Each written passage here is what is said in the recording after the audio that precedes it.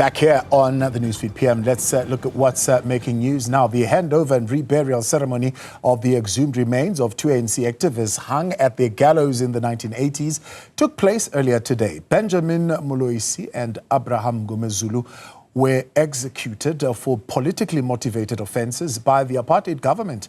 At the time, the state withheld their remains, denying families the opportunity to mourn and bury their loved ones. Scara, Mafokoane starts us off. They are described as those that paid the highest price in the fight against apartheid.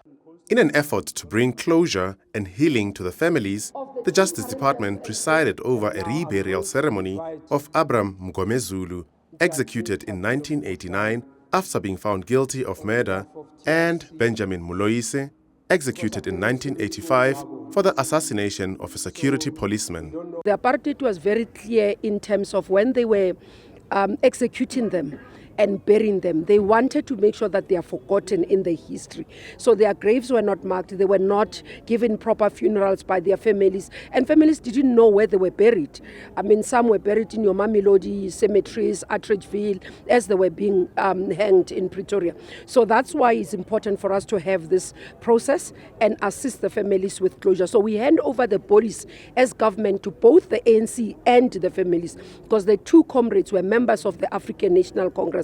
And that's why you'll find the members who were part of those platoons, the members and the leadership of the ANC, the Secretary General, will be here. Because from government, we are saying to them, this is where we've gone and this is why we are giving you back, the comrades back to you, because they were part of the state properties by apartheid. And therefore, as the minister, I have that duty to hand them back to their families. The African National Congress, a party they both belong to, has described them as gallant fighters of the revolution.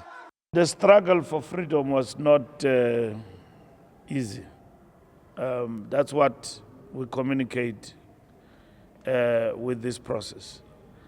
It was not easy, it was difficult, it was hard, and it was painful. And now that today we bringing back the remains of these comrades is victory to us. And at the same time, not only to us, but to the families. For the families, this wound has lasted for over 3 decades. They say this ceremony will be the beginning of the rebirth of the activist's undying spirit. Today, as we accompany him to his final resting place, we view this reburial as a rebirth of Benjamin's spirit and a renewal of hope for South Africa and future generations. Since a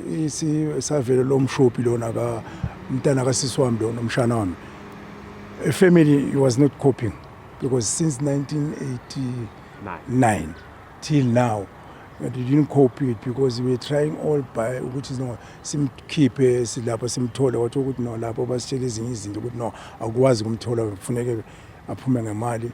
Umama akwazama iplan lakhe ukuthi lokho ahamba umbheka abuye ukuthi akunandawo ukuthi wayenza kanje.